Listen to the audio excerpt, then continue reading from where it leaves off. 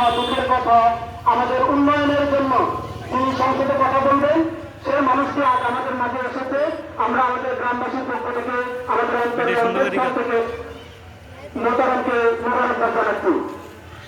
সম্মানিত উপস্থিতি প্রিয় গ্রামবাসী, আপনারা সবাই জানেন এবং আমন্ত্রিত মেহমান যারা রয়েছেন, আমাদের এই ওয়ার্ডটি, আমাদের এই গ্রামটি অনেক দিক থেকে পিছিয়ে আছে। শিক্ষা এবং স্বাস্থ্যের মতো যে গুরুত্বপূর্ণ বিষয়গুলো রয়েছে সেক্ষেত্রে আমরা অনেকটা পিছিয়ে আছি।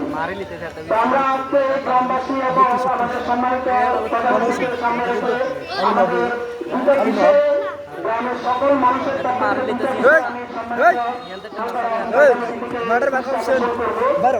আমাদের তাদের আশপাশে আরো কয়েকটি গ্রাম মিলে বিপুল জনসংখ্যার বসতি এখানে রয়েছে, কিন্তু দুঃখের বিষয় হল রাস্তা যোগাযোগ ব্যবস্থা এবং অনুন্নত রাস্তার কারণে অনেক সময় অসুস্থ মানুষ উপজেলায় গিয়ে জেলা সদরে গিয়ে চিকিৎসা নিতে পারে না। আমাদের এই অঞ্চলে ভবিষ্যতে বড় একটি জায়গা আছে সরকারের, এখানে যদি আমাদের একটা কমিউনিটি ক্লিনিক স্থাপন করা হয়, দীর্ঘদিনের এই এলাকার মানুষের দাবি। আমরা আশা করব আমাদের মহতরম যদি আমাদের এই নির্বাচনী বৈতরণী পার হয়ে আমাদের সকলের ভোট দিয়ে সংসদে যেতে পারেন। আমাদের একটা প্রাণের দাবি এই অঞ্চলে একটি কমিউনিটি ক্লিনিক স্থাপন করা। আপনারা কি এটার সাথে একমত?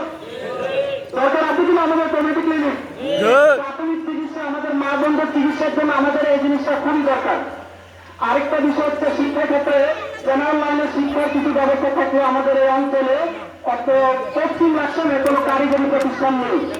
আমাদের এই অঞ্চলে যদি একটা কারিগরি শিক্ষা প্রতিষ্ঠান করা হয় সরকারের পক্ষ থেকে এবং আমাদের প্রতিনিধির মাধ্যমে যদি আমরা করতে পারি, তাহলে এই অঞ্চলের বিপুল জনসংখ্যা আমাদের দক্ষ কর্মশক্তিতে রূপান্তর হবে, এলাকার উন্নয়ন হবে, বেকারত্ব দূর হবে। আমরা আশা করব এলাকার মানুষ আপনারা যারা আছেন বিভিন্ন সময় আপনারা ভোট দিয়েছেন, ভোট দিয়ে এমন ব্যক্তিদেরকে আমরা নির্বাচিত করেছি যাদের ভালো কাজের ভাগিদার আমি হয়েছি, আবার খারাপ কাজের ভাগিদারও রয়েছি। আমরা হয়েছি কিনা বলেন?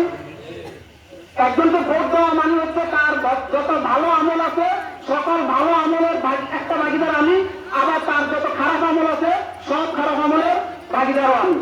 তো আমরা অতীতে যদিও ভুল করে থাকি, ভবিষ্যতে আমরা চাইব এমন একজন ন্যায় সৎপরায়ণ মানুষকে নির্বাচিত করতে, যার ভালো কাজের মাধ্যমে আমরা আমাদের সমাজে যে অন্যায় দুর্নীতি যে বেআইনসাফি আছে সেই বেআইনসাফি দূর করে একটা ন্যায় সাম্যের সমাজ করতে পারি।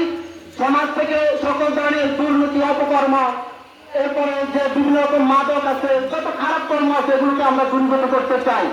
এই ক্ষেত্রে আমরা তাই বললে হবে না, শুধু মুখে কথা বললে হবে না। আমাদের এই কাজগুলো করার জন্য এই যোগ্য ব্যক্তিকে আমাদের কি করতে হবে? নির্বাচিত করতে হবে। আপনারা কি আমার কথা সাথে একমত হবে? ইনশাআল্লাহ। আমরা কি যোগ্য ব্যক্তিকে নির্বাচিত করতে চাই? ইনশাআল্লাহ। সেই মানুষটা আমাদের সমাজের যত জুলুম নির্যাতন অথবা যত বেআইনসাফি আছে এগুলো দূর করে একটা ইনসাফ সমাজ প্রতিষ্ঠা করবে।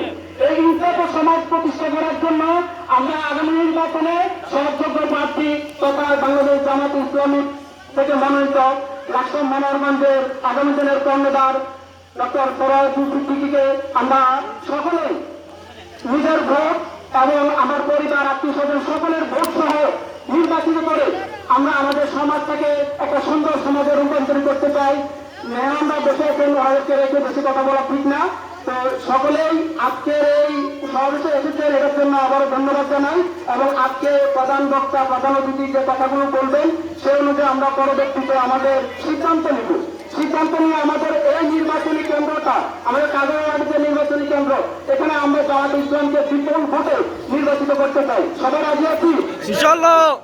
আমি কথা না বলি আমার কথা এখানে শেষ করছি। সবাইকে অসংখ্য ধন্যবাদ। আসসালামু আলাইকুম ওয়া রাহমাতুল্লাহি ওয়া বারাকাতুহু।